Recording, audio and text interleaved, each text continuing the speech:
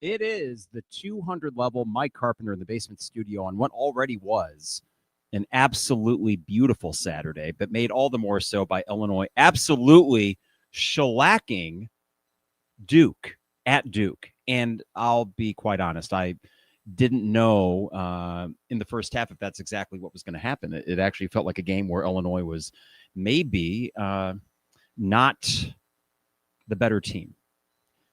And then the second half happened, where I was reminded of the Wisconsin game a few years ago, back in 2022, and how you eventually just took off. So we're going to talk today, and I apologize for not getting on a little bit earlier with this, but we're going to talk today about this game. And I would love for you, as you guys come into YouTube, into Twitter, into Facebook, wherever you are watching us, to, hey, chip in and give your thoughts, and I will get to as many, if not all of them, as we're talking during this. But I mean, truly just an absolutely dominating second half performance from this team. And I don't want to say that I'm surprised by the win. I thought Illinois would win. I thought they'd win by a couple of scores. I think it is the way in which they just dominated the second half in a game where you were out of sorts a little bit in the first half. That really impressed me. And if we can start with the lead, because I don't want to bury it, you are now firmly in the CFP conversation because of what happened today. I mean, you are firmly in that conversation if you weren't already, but you certainly have penciled yourself in to probably some early brackets. And that is not something that I was willing to mentally kind of think about, because I just didn't want to jump the gun. I didn't want to think that this team had some sort of elite talent that was going to make them a shoe-in to do something like that. And yet here we are after a 45 to, what was the final score? 45-16.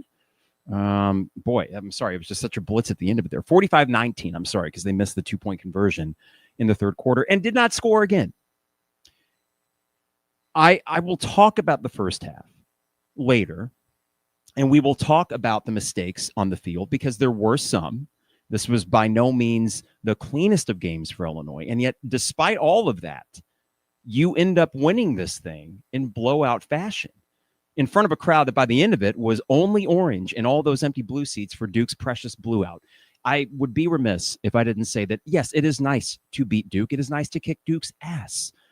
With everything that comes with Duke, they're basically Northwestern East, if Northwestern actually had a good basketball program, which they don't. And they spend a bunch of money on Mensa, who is a very good quarterback and was outplaying Luke for about 2.5 quarters. But when the dust settled, who was the best quarterback on the field? And yes, you have to measure the guy who doesn't make mistakes, the one who's more efficient, the one who leads his team to victory, not just by a little, but by a lot. And that guy was Luke Altmire. And it occurred to me yesterday, and I texted Trevor and Isaac about this. I said, what if this is a Luke game? And we're just missing it. We're overcomplicating it. This always happens before a big game. You have an entire week to think about it, and you sometimes forget the most obvious of headlines that you can read afterwards, which is Luke Altmire was the dude today. But the cool thing is this.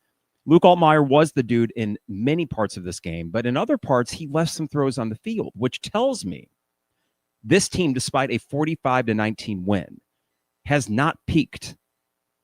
And of course, it's week 2. You would hope that this would not be the peak, and I think there'll be other peaks throughout the season. But I think that is actually reason to be pretty optimistic going forward, that you did all this in a game where Duke probably early in that second half had all the confidence in the world that they could win this.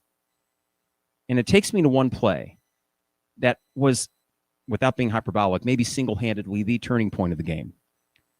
2 number 8s on the field for a punt.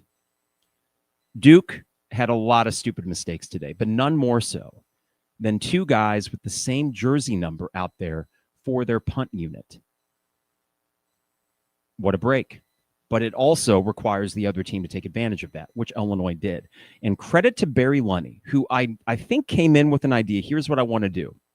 I want to establish the run. Well, Duke wasn't giving you that early. Our offensive line was not very good in that first half. So Lunney adjusts, and you start seeing some more pre-snap motion. You start seeing a guy like Hank Beatty, who was phenomenal yet again, making plays in the running game, in the Wildcat. You see Barry Lunney get in his bag, as the kids say, and call a phenomenal second half. where you absolutely took it to Duke in that defense, that aggressive defense. So it's like all the things that Illinois had to kind of work through, the rust, if you want to call it that, early in that game, they worked through it. They got better as the game went on. And by the end of it, my dream was realized, not just the win, but what I talked about on Wednesday's podcast was, wouldn't it be great if in the fourth quarter, it's all about, here you go, Caden. Here's the ball, ice this thing. And I know it was more than Caden. But when I saw him get out there for some fourth quarter touches and finally start gaining some yards, because I know it wasn't the greatest of first 3 quarters for him, I thought, this is it. This is the plan coming to fruition. You have outlasted Duke. You own the time of possession. And now you're putting this game on ice with your 250-pound running back, who had one run on that, I guess, second to last drive for Illinois, because they did have the Khalil Valentine touchdown, which was just phenomenal. But there was one stiff arm by Caden, and you could tell that by that point the defensive end had no juice left, and Caden just easily ran for 7-yard first down or something like that. It's moments like that where your favorite team imposes their will that are so satisfying as a football fan, and Illinois did that today. They imposed their will against a Duke team that might win a few games this year, though I did not know they're playing Tulane next week, and that's probably a loss. Going on the road, heartbreaker against Illinois. I know men's is good, but I could see Duke totally losing that game, maybe by a couple scores. But that doesn't negate the fact that on this week 2, you had the first and maybe only decent game for prognosticators and national football watchers from the 11 to 2 o'clock, 2:30 window. And you did that. You did that. Not just a win, because we would have taken a win by a half point if such a thing existed. But you did that in the second half. And now the rest of the day for college football, what is it showing up in the bottom line? Illinois, number 11 in the nation, 45. Duke, only 2.5-point underdogs, 19. Darian Menza. All this about Darian Menza. And yes, he was very good until he wasn't. But Illinois, with a bend not break defense, turnover happy defense, opportunistic for sure, made him look pedestrian by game's end. I don't know if you're going to have to worry about Darian Menza next year, because he is probably a pro prospect. He looked very good. I don't know how good the team is around him. And that was my thought coming into this game, was you're just better. So look like the better team, get the win. But I, in my most bullish of predictions, would not have went 45-19. I would not have said 45 points on offense. And yes, the special teams set you up with an easy one with the muff punt. And then the defense set you up with that final one with the heckle strip sack. And then the recovery there, who I forget who recovered. Maybe Hood recovered that last one. But what a day, Illini fans. Holy, can I say it? Nah, it's a kid-friendly podcast. You know what I was thinking, though. And you were thinking it, and you probably said it while you were watching this game. Holy bleep. Insert whatever your favorite word is. And boy, I had a thought on my run today about how for the Western Michigan game, night game, sold out crowd, all that stuff, wouldn't it be awesome? It'd be awesome to be 2-0 for a variety of reasons, but isn't it such a great feeling when you know you have a good team and you're in lot 31 or whatever lot you're in, and you know that on the tail end of that game, if you take care of business, you're going to be 3-0 and set up your first Big Ten test on the road against an Indiana team that I'm telling you, and I agree with Trevor on this, is gettable. It is a gettable game for Illinois, just the way this one was. So what a win. We're going to talk all about it. I want your thoughts in the chat feed. We will get to every single one that you guys post in there. And good to see some familiar names and faces. And what better way to celebrate? I mean, holy crap. Did not really partake during the game. You know, it's early. We got a late concert tonight. Crandert has this guitar festival, and we're seeing Gary Clark Jr. at 9:30, which is going to be awesome. But yeah, we did have a little bit of whiskey with my buddy Andrew, and it was Weller. It was good stuff. He was trying to get rid of his bottle. So that was a nice thing to sip on during the fourth quarter as Illinois turned it into a laugher on the road at Duke. And man, that's good stuff. I'm excited just a minute to bring on our good friend Trevor Vallese. You know, the beauty of this StreamYard thing is we can just bring guests on whenever we want. We're going to do that just in a minute here. But before we do, real quick reminder that the best way you can support the 200 level is support our sponsors, including Hamilton Walkers. What better place for a celebratory post-game meal than Hamilton Walkers in downtown Champaign? Get the old-fashioned to kick things off, a Caesar salad, maybe to share with you and your partner. And then I would recommend either the twin petites, or the bone-in filet. You get it done however you want. I go medium because I'm a bit of a baby when it comes to beef. But that's Hamilton Walkers in downtown Champaign, steak, seafood, and spirits. Also, Brian is my guy, State Farm agent Brian Hansen. And he is our guy for life, auto, home, business, renters, you name it. And I know Brian's happy today as a big Illini fan, celebrating this win. I can say that Brian has been just so easy to work with, along with the great State Farm prices. That's Brian Hansen, State Farm agent at brianismyguy.com. Dogtown Heating, Air, and Plumbing, your home's best friend. It's a little bit nippy out there today. Yes, fall is approaching.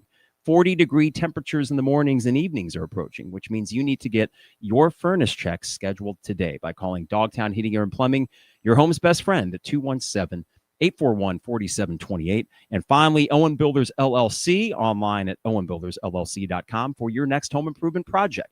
Check out a gallery of their work online and get a free quote from Luke, big Illini fan, and his staff at owenbuildersllc.com. All right, we're going to try this out here and bring on a special guest who may or may not eat a hat live on air on the 200 level. It is the one and only Trevor Vallese. Trevor, let me just get this bad boy set up here. There we are. Trevor, can you hear me? I can. Can you hear me? I can, and you sound loud and clear. Okay. So this Good. is actually I need to turn up, down. I'm good. No, levels are good, man. Levels are good. And then in the chat window, if you guys have anything to add to that, let us know. I love that we can do this. This is great. Yeah, it's something. I remember there was one time, Trevor, during a Illini basketball game where I had my Marshall speaker out, and you were like the voice from the heavens coming from my Bluetooth speaker as me and Isaac, and we had, I think, your face on the Zoom on my laptop in between us. But this is a little bit. It was a COVID moment. I think It was. I want to say it was a win at Iowa where Alfonso Plummer hit a late three. That's it. To seal the win. And it looked like I was one of those kids in class, who has an illness. And so they wheel in like the robot with the iPad on it. You were the bubble boy. Boy that night. Trevor, I expected a win. I know you had good vibes yesterday as well. And I think Isaac expected a win, but a close one, just like Jeremy and Joey and a lot of prognosticators, because it is difficult to predict a full-scale assault in week 2 when you're on the road. And we didn't learn much from Western Illinois. It's even more so difficult to make that prediction when in the first half you got outplayed. So how, I guess that's a loaded question, how does a second half like that happen? And if you're like me, how encouraged are you that, holy crap, that's how you responded after a sloppy first 30 minutes? Yeah, I think any hesitancy I or we as a group had was more so just a lack of information than it was me feeling bad. Like, earlier on in the week, and we talked about it, and I heard you talk about it on your earlier pod and all that. Like, there's a lot of sort of intangible things happening where you see, like, every time I'm scrolling on TikTok, I see nothing but betting plays because that's, my algorithm. And every single person is saying, oh, well, Duke plus 2.5 just makes all the sense in the world. And I get why, too. I'm not clowning anyone for thinking that. I think given the context of both teams, it did make sense. A slight home dog, we didn't really learn anything about either team last week, but sort of those just ostensible things like that made it seem not scary, but just that we didn't know enough. Like Western, for as good as it was, I don't really think anyone came away from that with a macro takeaway other than Luke shouldn't take a sack or two. Like, that was pretty much all that we learned, if we learned anything from that game, and that Hank Beatty is a stud against an FCS opponent, and turns out that translates. Wow. So I think any hesitancy I had earlier in the week wasn't a bad feeling. It was just a lack of sample size with this specific group because, it was 4 quarters last week, but was it really? It was 3 quarters, and it felt like it was a very predetermined, intentional game plan, right, in some ways. And so we didn't really know off script how this team was going to look. And that was really my only hesitancy was, what does it look like when something goes wrong? Well, we got that answer fairly early on in the game several times over. I think the most heartening thing is just that it flipped so much at halftime. I mean, that's a pretty clear inflection point moment, right? Where you have, what was it, like -4 rush yards in the first half. I think that's right. Way outgained. And so you're looking at that one of two ways. You're either going, all that bad stuff happened and we're up by 1. Let's go do this, which is what turned out to happen. Or you're looking at that and going, man, you're lucky to be even in this game. And if this continues, you're going to lose by 10. And luckily, that is not what happened. So I think that's the most encouraging thing, is that they were basically able to flip what seemed like, I don't know if I want to say it was bad mojo at half. I didn't necessarily feel doom and gloom, but they were able to flip that into what we pretty much anticipated, right? Like right now, if you ignore the first 20 minutes of that game, it pretty much, it was exactly what we were hoping for. I mean, you talked about it. Wear them down. It's hot. Your run game is better. You're way more physical than them. Just basically bully them into submission by the fourth quarter, which is what ended up happening. But the reason why I'm encouraged is because that happened after a start that was nowhere near ideal. Yeah, there were troubling signs in the first half, and I think it was the lack of a run game. It was J.C. Davis, who I think it's probably a matter of getting his legs under him, getting the rhythm of he the had game. some good ones too, right? He really did. It seemed like he warmed up with the weather and actually had a really good second half. And really, I think the whole offensive line did, because Luke stayed upright for the most part, and you started gashing them. I got to give credit to one guy, though, and I even felt this way when things were struggling early in the game. I didn't necessarily have an issue with play calling. And I think by the end of the game, Barry Lunney is on one right now. And what's so encouraging about that second half performance, and really parts of the first half, where I think he had to adjust based on the fact that Duke was, come hell or high water, going to stop the run, and kudos to them, they did in the first half. He adjusted. And I thought that by getting creative, but not cute, and really finding a way to get the ball to his studs, including Hank Beatty, who in a star turn, who is legit. I mean, you go through two games, Duke might not be the best. They will not be the best defense you face, but Hank Beatty just has a knack for getting into space and making guys miss. That will stick. That will play. So I got to start by praising Barry Lunney. I think that it was just a phenomenal second half, and really I'll give him 3 quarters. Once he started kind of figuring out, that ain't working, okay, let's adjust, and he did. I think he was the MVP of the second half, like players or coaches aside. I think obviously the Beatty play was fun, where he has the option to either pitch it back to Luke or he just takes it, and then suddenly Caden Fagan's your lead blocker going up the field with Hank Beatty as your Wildcat quarterback. That's the one that's the most fun. But I think he called a perfect second half in every way, even down to the end, where I think maybe part of this team is just that you have to feel people out first. And maybe that's part of the advantage of the coaching staff being incredibly smart, is that even in a game where you don't necessarily know what the opponent was doing, because look, they didn't have hardly any tape on Mensa at Duke or this Duke team in general other than last week. So maybe some of it is just like, this coaching staff is good enough to where you can take that in at halftime, right, and sort of compartmentalize it. And again, to your point, not like Lunney was calling a bad first half by any means. Most of that, I thought, was just that Luke had no time. Like, I don't even know what some of those third down calls were going to be, because he had absolutely no time before he just got leveled. So maybe part of it is just, he gets a taste of it and he's like, okay, now I know exactly what I need to do, because it felt like every time, it's hard to feel this tangibly, but it did feel this way. Every time Duke thought you were going left, you ended up going right. Every time you thought it was a run inside, it was a quick out.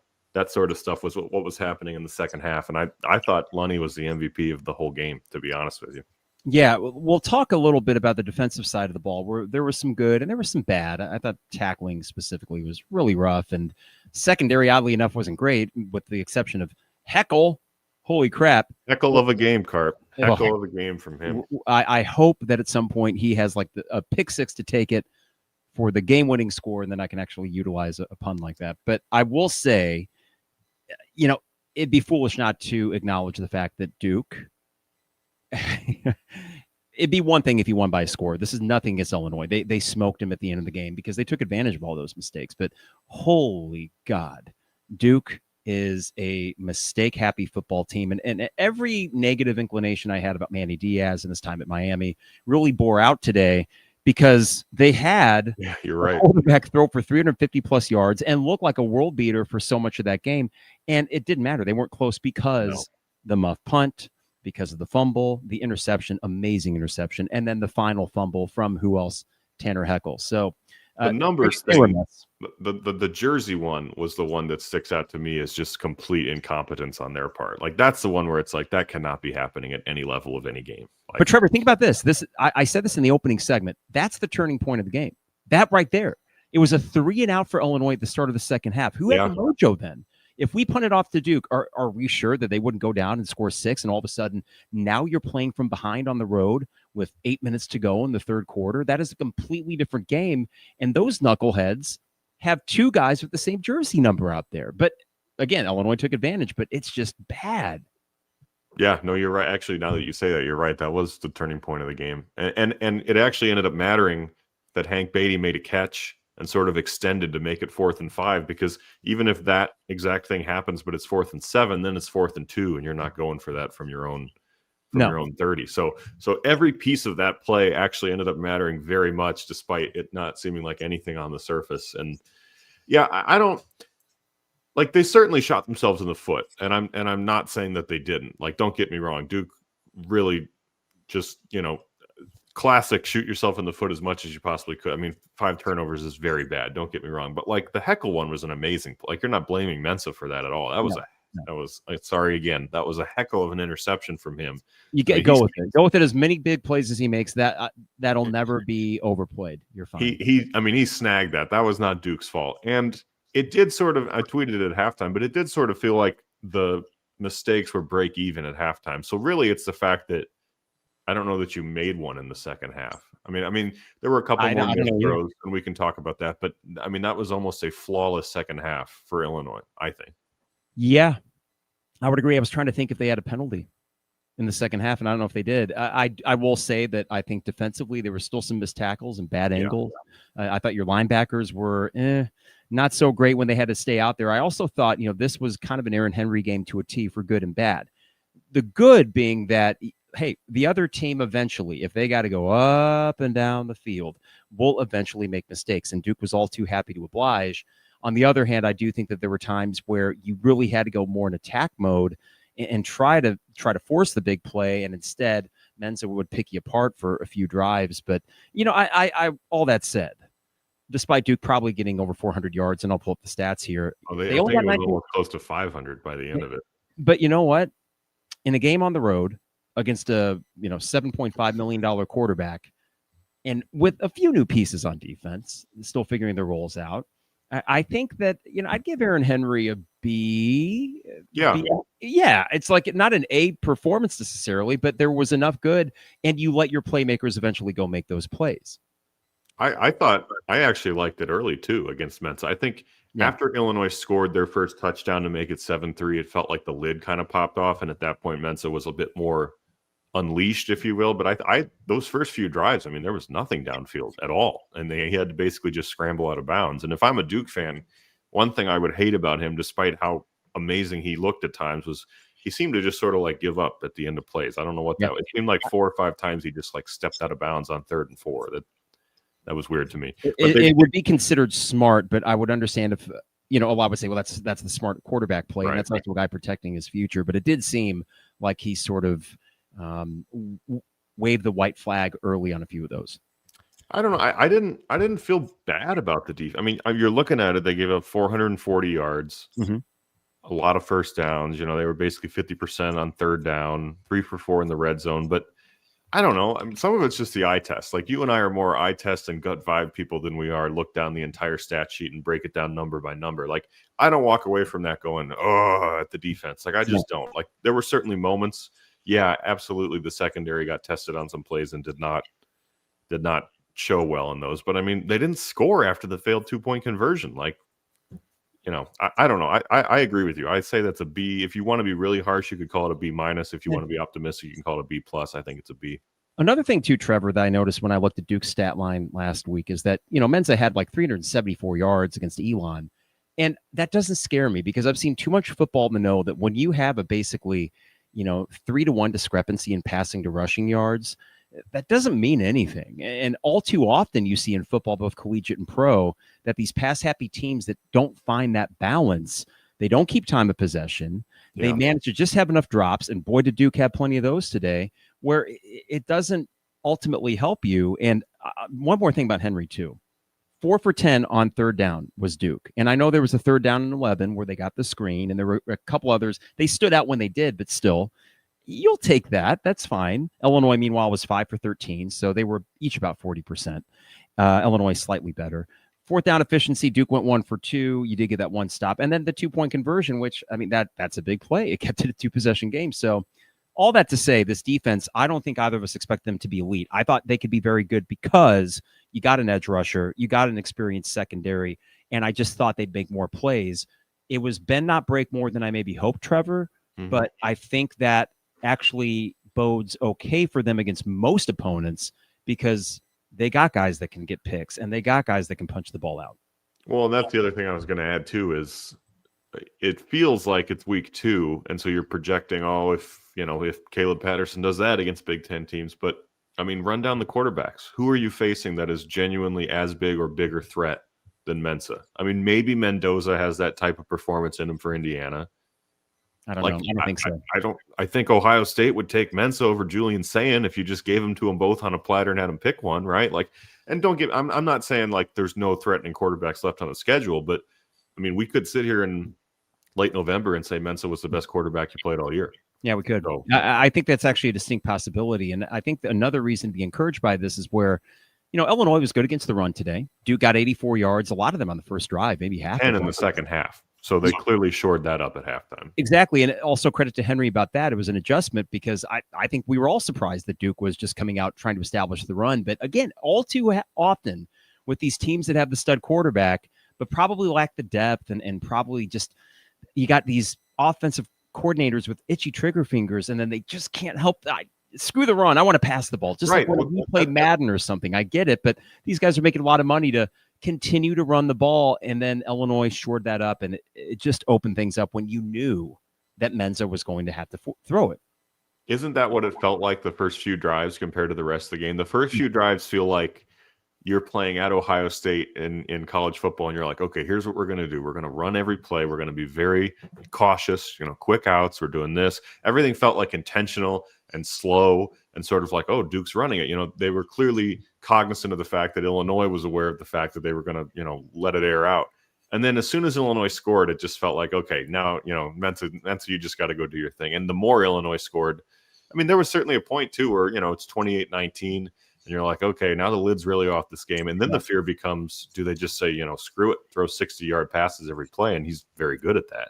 I don't think they have enough around him though. Like I don't want to come on here and do a Duke analysis post game because who really cares? But if I'm a Duke fan, I'm thinking, man, like I know that Anthony wide receiver made that ridiculous toe tap touchdown, but think about that, Carp. What if his foot's out of bounds there? Do they kick a field goal? That's one less touchdown they score. Yep. I think this was closer to a very good defensive performance than it was to a bad one. Fair. It's almost the take what they give you sort of thing. And in this case with the defense, actually, I think that Henry did a good job kind of filtering Duke into doing what we wanted them to do, which is just basically become a one-dimensional offense, and they did. A couple other compliments I got to throw this team. Maybe let's start individually here, and if it's okay, I'll keep you for another 5 minutes or so. Yep. I think Luke Altmire had a very strong finish to the game, despite some missed throws early. And what's really cool, Trevor, is the fact that you scored 45 points, all on offense, with the help of a couple advantageous field position on a couple of those possessions. But 45 points, despite him leaving some out there. And I'm like, Luke's not going to leave those out there as the season progresses. And I felt like through the course of a game, Luke started to feel pretty damn comfortable with his wide receivers. I know Beatty is maybe the safety blanket, but Bowick, he likes that target. And then you started to see Clement get a couple of catches, and Dixon got one pretty intermediate, like a 20, 25 yarder. And I just felt like you started to see a guy, and I know the box score would bear it out, that is happy just passing it around to anybody. And you started to see there be a little bit more trust, I think, in his guys in the third and fourth quarter. Yeah, I'm actually looking at it.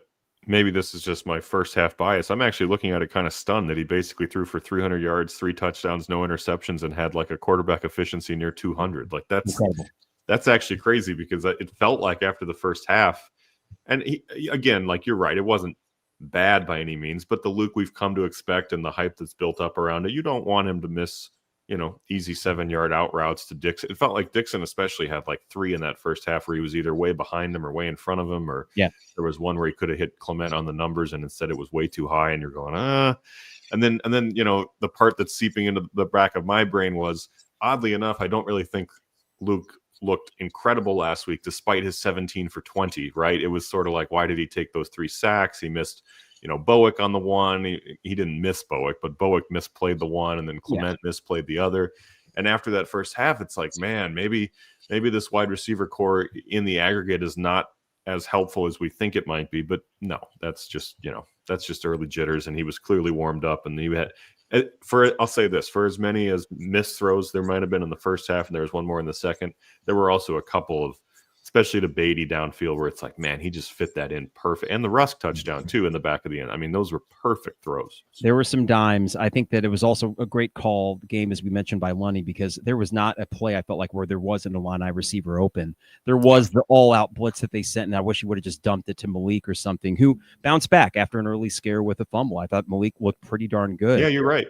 In the second half with his 2 catches. But running back room, listen, Fagan is still – he's a guy that needs reps, and usually by his 3rd or 4th game, he gets rolling. So I like that you were able to win this despite him not being great in the first 3 quarters, but you had him when you need him in the 4th to help ice it. But Khalil Valentine is really good.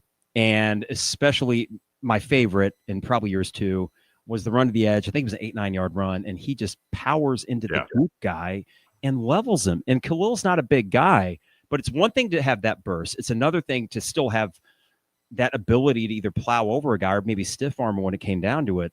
I think he is probably the most talented back. And if he can figure out how to pass block a little bit more, you're just going to see him get more opportunities. He's just too good. I think he's the one player on offense that I'm not going to be able to quit. Like if he'll have a game against, I know they don't play Minnesota, I'm just speaking hypothetically. He'll have a game against the Minnesota where he just tries to run, east-west, and it doesn't work. And his final stat line is 4 carries for -5 yards and 1 catch for 10 yards. And you think, man, like there's so much more in that. I don't care. I'm never going to quit him. Like I genuinely think he could be the starting running back next year if he wanted to. Now, obviously there's other circumstances that would have to play out for that to be the case, but like, I love him. And I think, I don't know. I texted you guys that he's kind of like Josh Ferguson. I don't know if that's like a great comparison, but I just think you can use him in both the pass and the run like that we saw. And for some reason, I just love those plays where they're basically pulling like everyone to the outside. And suddenly a guy like, I know Fagan wouldn't be in on a play where it's Valentine, but suddenly a guy like Fagan or Rusk or someone is like a lead blocker with 3 of your offensive linemen.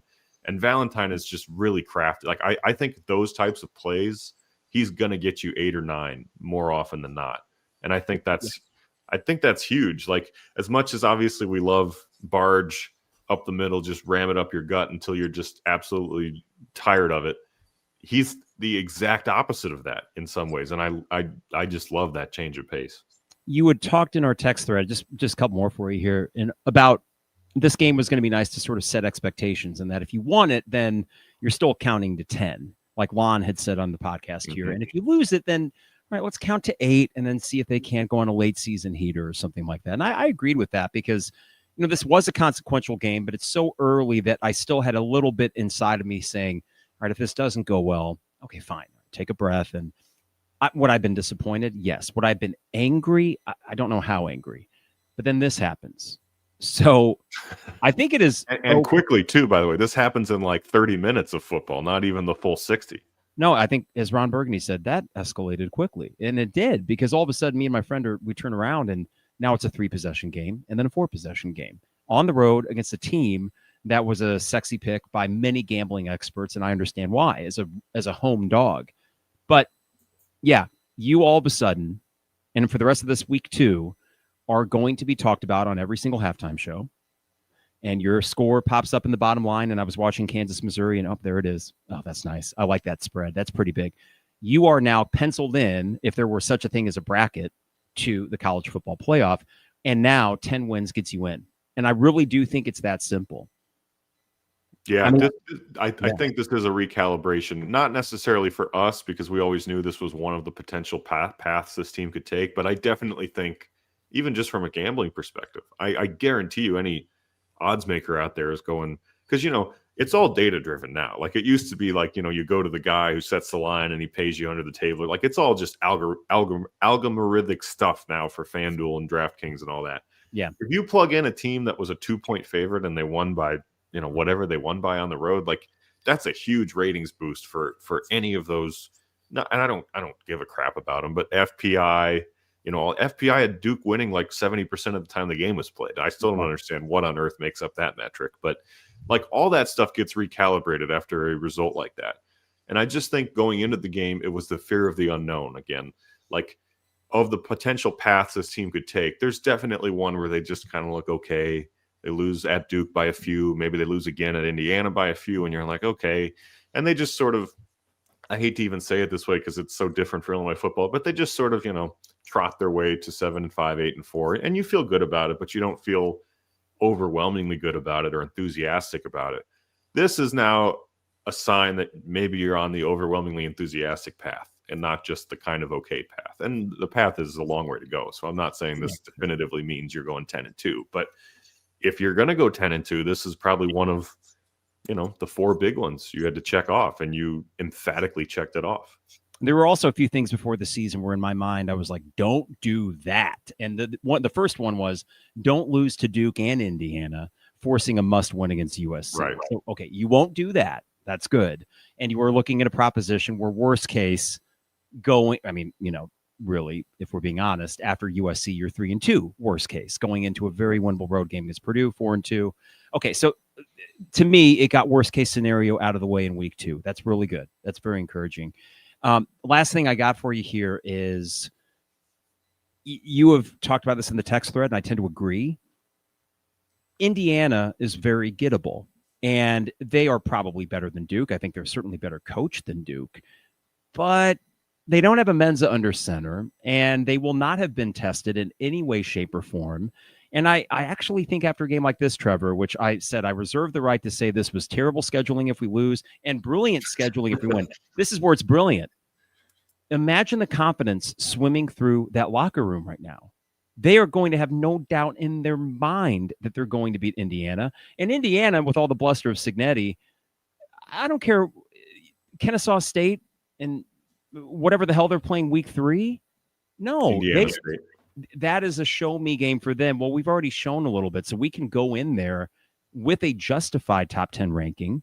And I don't know. I feel good about it. Why do you feel good about it? And do you have any really hot hat eating predictions to make? I'm very tired of saying I'm going to eat a hat. I probably owe at least 2 hats to be eaten from basketball over the last few years. I think one of them was Wisconsin winning a portion of a Big Ten title, which they did. I don't know. Some of it's just vibe. I watched most of Indiana against Old Dominion, which was not a good game at all for them. I mean, they were down to begin that game. It's also sort of just like intangible things, like the crowd was booing after a quarter. Where did they get off doing that? Where does Indiana football get off booing a team that just won 10 games? And the AD sends an email. I don't know if you saw that, saying, please be a 4-quarter fan. Like, it's stuff like that where I'm just like, okay, like, and it doesn't actually count towards the game, but like, it's sort of how you were going, this is all great, but it's Manny Diaz. Come on. Like, that's what I'm going with Indiana a little bit, where it's like, that's all fine. Mendoza's another good transfer. Like, I know that they have they have good players. They have a couple good receivers. I know Cooper's really good, but like, come on. Like, you think Indiana's going to win 10 games again? I don't. Like, some of it is just sort of this like objective feeling of like, they're booing after a quarter. The AD's begging them to stick around. They won't have played anybody by the time you come into town. Like, I think Illinois should be favored in that game. I don't know if they will be. Probably not. Just because Indiana's... That's your question, Trevor. Assuming they're both 3-0, then I don't know. What do you think the opening line would be? Maybe Illinois minus 2.5 again. I mean, I think it's going to be close to a pick'em by the time it kicks off, to be honest with you, because if Illinois opens as a 3-point road favorite, there will probably be some people betting that down. And if Indiana opens as a surprising favorite, I think there will be a lot of Illinois action on the other side of it. So I would be surprised if it's anything more than 3 one way or the other. I just think Illinois is a much better team than Indiana. And maybe I'm wrong, but I think Indiana's comparable to Duke with a worse quarterback. Not much worse. Mendoza's good. But like, I don't know. Like, it's hard to purse through his stats and dissuade anyone from feeling good about him because he's playing Kennesaw State and Old Dominion. So I can't sit here and say, he only completed so many passes because he went 18 for 25 for 300 yards, 4 touchdowns, no picks today. So it's like, it's hard for me to sit here and cite a statistical reason why you should think that he's not that good. But I don't know. Like, I just think that game is more gettable than people think. And maybe it's just because I don't view Indiana as a behemoth after 1 year. And it seems like a lot of people do. Like, I disagree with the national people who are saying, well, Indiana got there last year, so we can pencil them back in. Why? Like, why? I understand that they have a somewhat similar schedule, but like, why?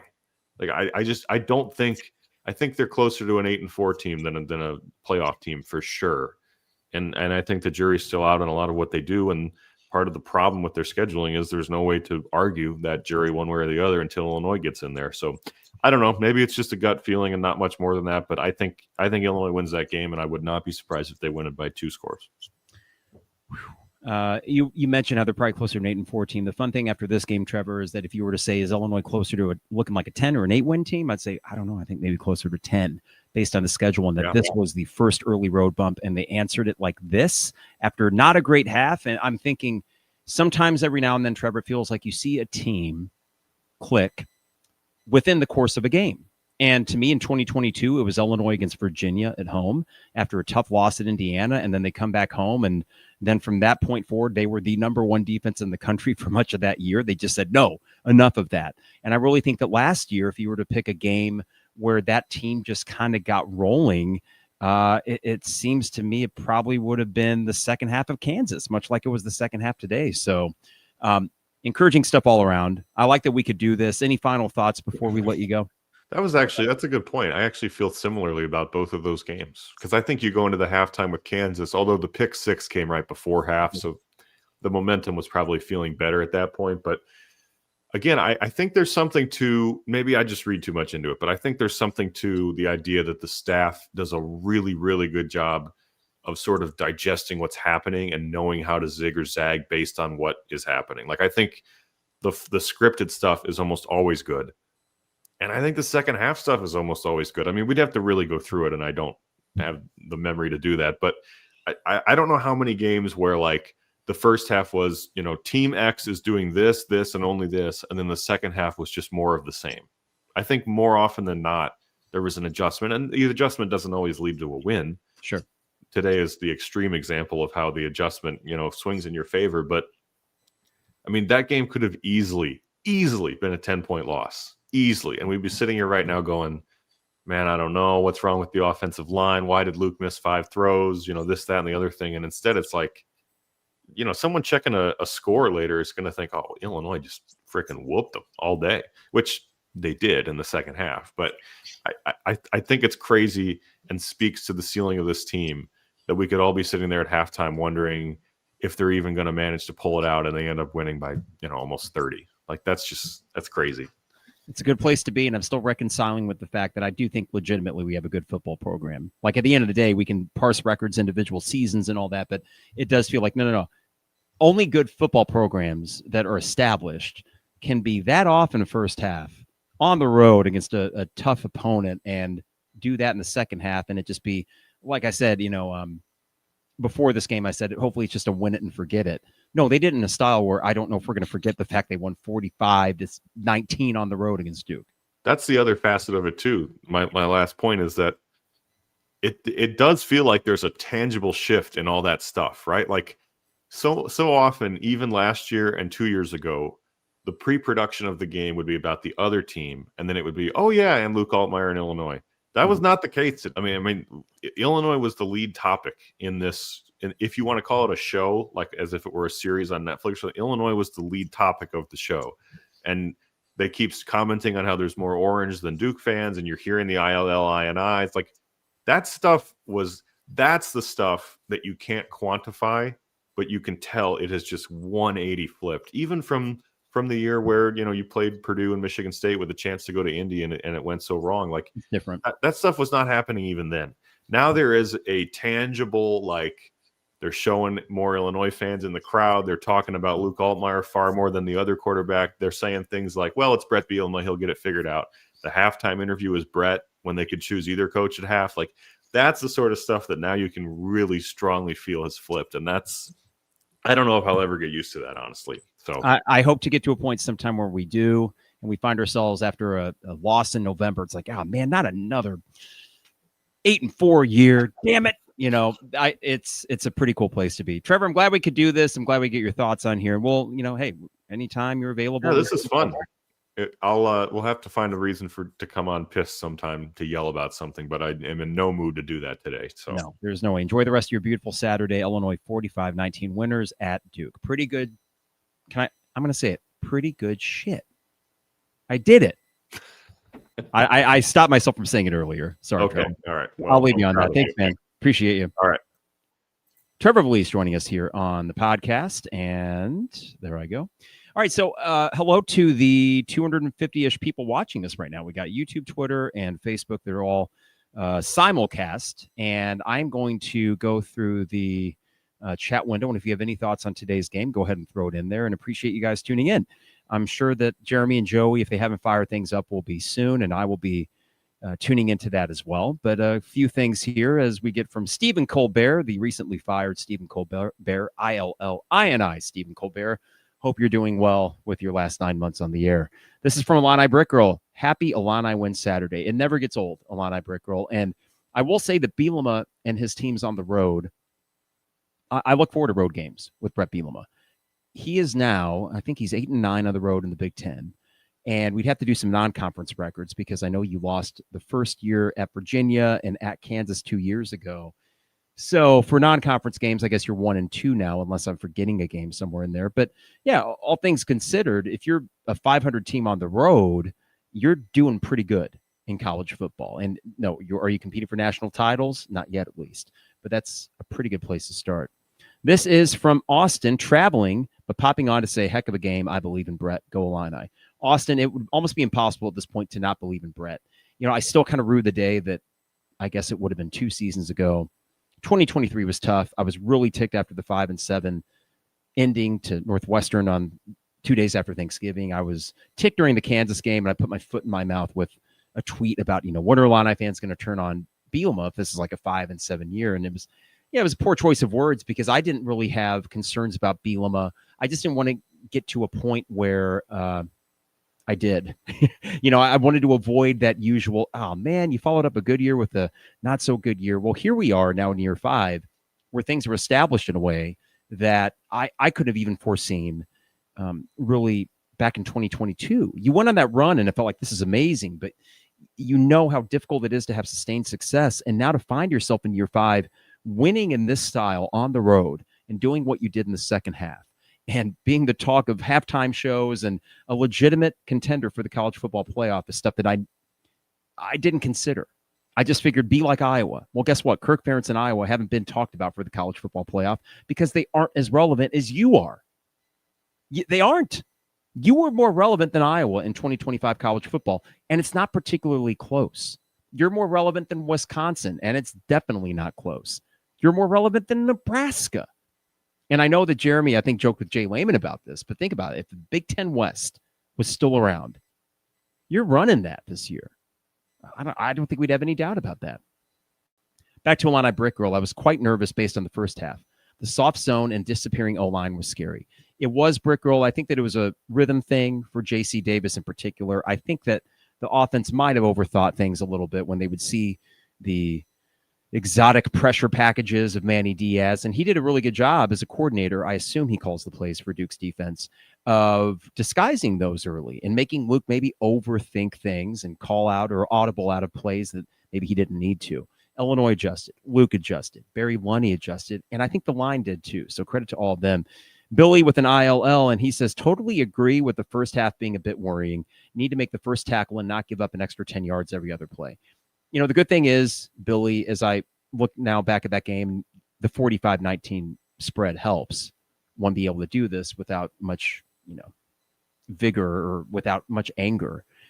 There were some missed tackles. There were some poor angles. The secondary did not have their best performance by any stretch. And yet, I think some of those things are correctable. And I think that overall, the game plan, again, was pretty sound by Aaron Henry. You could not have expected perfection on the road against a quarterback that good, and he has some weapons, and they got theirs yardage-wise, and they got a few scores, but it was bend, not break in a game that allowed you to do that because you knew you were going to get your own offensively. And, man, when the floodgates opened for our offense, it was off to the races. Every time we had the ball there in the second half, I'm pretty sure, did we punt once? Maybe once, but regardless, it felt like every time we had the ball in the second half, we were going to go down and score. Quite the change from the first half. From Bruce, turnovers changed the momentum of this game. Turnovers, Bruce, and the 2 number 8s on the field for the punt. Insane. Just so stupid. It would drive me nuts if I were a Duke fan, knowing that Manny Diaz, you could do far worse than him as a head coach. But this is some of the stuff in Miami that drove those fans nuts. And that was a sloppy performance by Duke in the most consequential moments of that game. If you're a Duke fan, you're livid thinking, I could have sworn we were better than that team for a half. You looked it, but they couldn't get out of their own way. And then Illinois responded and just blitzed them. So credit to Illinois, but also, good teams take advantage of other teams' mistakes. And Bret Bielema made a career out of that at Wisconsin. Also from Billy, got to give credit to the D for their forced fumbles. That plays 100% Billy. That is a skill. I mean, we could say that, yes, Menza should have maybe felt that pressure, but that's Gabe Akis barreling down on you. That's not the only fumble he's going to force this year. Heckle's play was phenomenal. He gets sent in on a blitz. He stays with it, comes up yet again from behind him. Also credit, that was a coverage sack, if there ever was one. And that was a zone, it looked like, from Aaron Henry. And sorry, there goes my hand in front of the camera. That was a zone it looked like from Henry, and it worked. And it forced Menza to look longer and longer. Just good stuff. The fumbles play, the interception by Heckle was wow. He got up there and got it. You could see why the coaches were so high on him in the offseason. He looked great. All right, Illini Brickgirl says that for the 2 number 8s, I think you're referring to, Brickgirl, the special teams coach was all over it. I was wondering, too. I don't know if the flag came out pre-snap. The punt happens. You went 3 and out. Oh, God, I hope our defense can hold here, but it felt kind of scary. Flags come out. They make the announcement. And I was wondering, in talking with my friend, I know that officials count how many defenders are on the field. They do that. Are they necessarily looking for jersey numbers? And if there's not enough time, isn't that something they could easily miss? So could Illinois have reported that? And as long as it gets caught before the play is dead, the flag comes out. So Brick Girl, thanks for that. I assume that you were talking about the 2 number 8s. This is from Michael Gerard. What a great program win. No matter how we got there, we did it. Huge, just huge. Agreed, Michael. And to that point, I said on Wednesday, and I echoed this before the Kansas game last year. I said, why are we playing Power 4 teams when you don't need to anymore? You got 9 Big Ten games. You can't afford losses. And last year I was talking under the guise of, boy, I hope it doesn't cost you a bowl game. Well, that was not a concern last year. And I hope it won't be this year. It certainly doesn't look like making a bowl will be the only goal for this team, if one at all. But I think that when it works and when you get the win, that will play when it comes to CFP conversation. I don't know what Duke's going to do the rest of the way. I think they're going to struggle and probably lose a Tulane.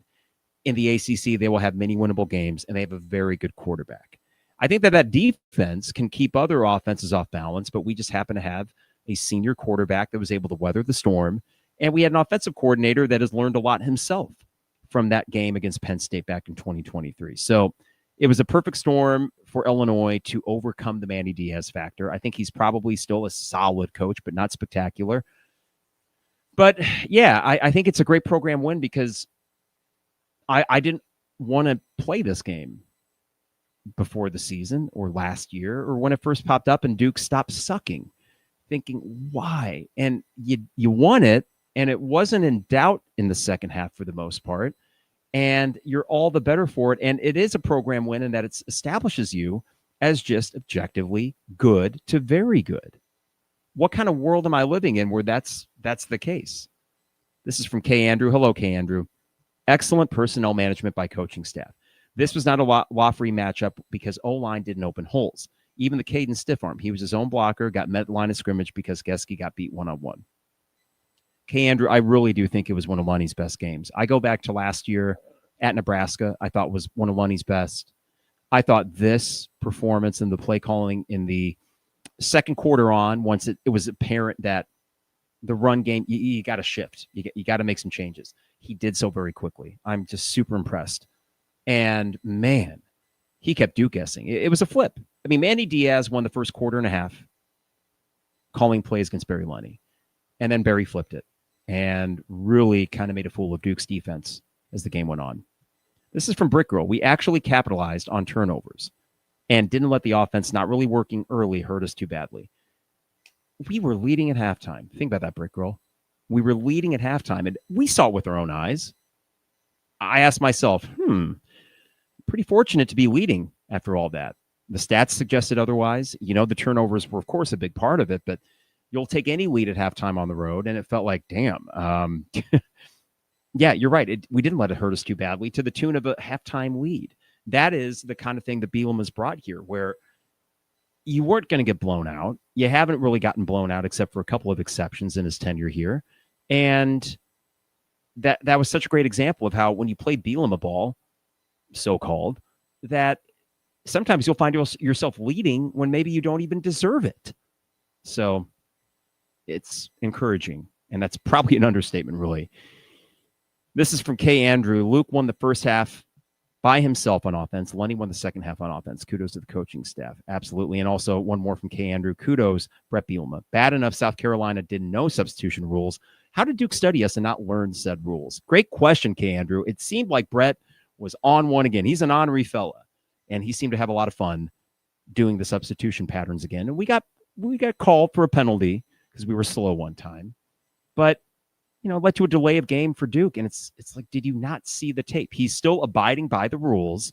Why do these teams insist on substituting as much as they do offensively unless they know the play that they're going to put in there? Because Bielema will continue to do that. And it's his right in the rule book. I'm sure at some point that will be evaluated, but that is some very cagey stuff there from our coach. And I would hate it if he were somebody else's coach, but he's not. He's ours. And I've seen enough crap football in my life where I'm not going to apologize for Bret Bielema using gamesmanship to our advantage. I am okay with it. From Boston, Illini Leaves. Hey, Boston. Shaky first half, but did what good teams do. Duke is usually us. Trying to explain to people, no, the game was a lot closer than the score. Hey, you don't need to worry about that, Boston. No one will care. That's the great thing. No one will care that they were better than you in the first half or that they outgained you by almost 100 yards in the first half. They won't care because it was 45-19. So, hey, don't worry about explaining away anything. We got the 45-19 win. We move on. All right, this is from Brad P. Valentine needs to get more carries, and Andy agrees with that. Feed number 5. He does look like a pretty talented back. Great burst. Some strength when he basically trucked the Duke linebacker. That was pretty cool. From Brad, will Heckle now start over Patterson? I do wonder if you're not going to see shuffles back there. You can't not play Heckle now. I know it's a double negative, but you have to, right? He had 2 turnovers. He had the pick, which was just, again, amazing. And that is a total instinctive play because if he doesn't get to that spot and he doesn't get up like he did, it's a deep pass. And I forget if it was open for a touchdown. I think Miles Scott would have been behind there to make the tackle around the goal line or around the 5. But that was a great play by Heckle. And I think you have to start him over Patterson. Patterson did recover a fumble, but that was after he got burnt. So Patterson, will it be 100% of the snaps? No. Patterson will still play. I just feel like you have to play Heckle, and I wouldn't be surprised to see him get the majority going forward. From Illini Brickroll, the secondary felt like they were playing with their hands tied in that soft zone. Yeah, I was growing wary of that at a point, Brickroll, but ultimately it worked out okay for this game. I think Aaron Henry's shown that he is all too happy to mix in some zone and some press coverage, and I think it'll be very dependent on the matchup. And I do like when coaches, and I know this Bielema and it trickles down, just sort of play the game in front of them. So overall, I'm okay with it, Brick Girl. But yeah, there were some frustrating moments for sure. Duke got theirs yardage-wise, but you kept forcing them to complete a drive, and all too often they were happy to say, nah, we don't. Here's the ball. Take it away from us. We don't really need that. From St. Dominic's, a fixture of the Illini Inquirer podcast. I see his stuff all the time. I see you, St. Dominic's. Love the win, but the offensive line has to do better. My only criticism of the Bret Bielema Illinois tenure is he hasn't gotten the Wisconsin type of offensive lineman. I'm surprised by this. I had a comment to my friend while watching the game, St. Dominic, and also to Trevor and Isaac in our chat thread. It seems like Bart Miller's offensive lines are slow to get going. I don't know what that is or why that is, but it seems like second half of the year and beyond, they're pretty darn good. But there's always some early hiccups. Maybe that's normal. Maybe that's universal. But yes, in the first half, I was concerned. I thought whatever happened, and whether that was just a simple adjustment by Lunney or they just said enough is enough, they really played the part in the second half. and they certainly outlasted Duke. Brad P says, need a new offensive line coach. It'll be interesting to see as the season plays out. Bart Miller seems to be one of his guys, but I think no one's above criticism. And I think that we shouldn't have to, with all 5 returning guys, wait for the offensive line to get going. That should just happen. I think that's fair, guys. Let's see a couple more here. Barry ILL, nice mohawk. Barry, thank you. Whether that's sarcastic or, actually genuine. I will say this. I was on a run today going down First Street towards the stadium, and there was one of those pub cycles. And even through my earbuds, I hear nice mohawk. So it's always nice when people comment on one's appearance. From St. Dominic, another one from him. Illinois has a championship defense. I'm calling it now. Illinois has the best defense in the Big Ten. Whoa! Second game, Duke has a $7.5 million QB. Offensive line needs to improve. I don't know if I had that up there for the screen. There it is for St. Dominic. I don't know about best defense in the Big Ten. I think if they can be top 5, and I think that's possible, then your college football playoff aspirations, they're right there for you. The good news is, I think that because your offense and their efficiency, you don't need the defense to be the best in the Big Ten or the second or the third best. I think the turnovers will be a big part of their identity. I think in other games, they will be able to keep the yardage totals down. Duke was a difficult team to handle when you have a quarterback like that. And for the most part, they did. And as I said to Trevor, look at these box scores. Look for the teams that are just so reliant on the pass. I don't buy them. I don't buy those teams because it just becomes one-dimensional too quick. And these offensive coordinators are all too happy to just sling it left, right, center, and too many things can happen. What's the old adage with football? And I forget what coach said this, but 3 things can happen when you pass the ball, and 2 of them are bad. So fair. Incompletions, interceptions, and then, sometimes you get completions. In the case of Luke, he completes about 70+% of his passes. So if not more so far this year. And I think that efficiency is going to stick. Therefore, time of possession should be in Illinois' favor a lot. I think the run game will be more consistent and get going, where you don't need to wait until the third quarter for it. And I think that just plays into the kind of defense that you want to run, where keep them on the field for 25, 26 minutes a game, use your depth, especially in the early periods, and close out strong and get the takeaways. I think Aaron Henry's defense can certainly do that. From Bobo, I agree with this. -5 rushing yards first half, and he won by 26. Crazy. It is. But a testament to this team and coaching staff. Thank you guys for all the comments in there. This is a weird place to be as an Illini football fan because you just won a game like that by a lot of points, and you didn't really sweat a whole lot after you got the touchdown post special teams penalty for Duke. And what more can you say except for the fact that this Illinois tenure, this is what I hope it is, Bret Bielema's masterpiece. And that, of course, sounds hyperbolic, using the word masterpiece, but I'm reminded of the end of Inglourious Bastards when Brad Pitt, his character, carves his final swastika into Christoph Waltz's forehead. I think this may just be my masterpiece. That was a terrible accent by me, but my thought is this. We're in year 5 of Bret Bielema. He has built this program to this point where you are objectively very good. And they'll take a dip next year, I would assume, because of the guys they're losing. But don't you feel pretty confident that he's running a good program and has the ability to sustain that? That is something we have not had as Illini fans for more than maybe 4 years of Makovic. That's it.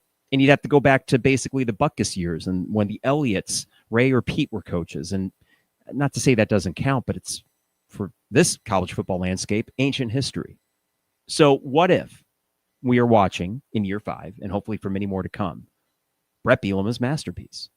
This is a guy that did it at Wisconsin on the tail of Barry Alvarez, and he failed by most accounts at Arkansas for a school that needed more success than that in the SEC.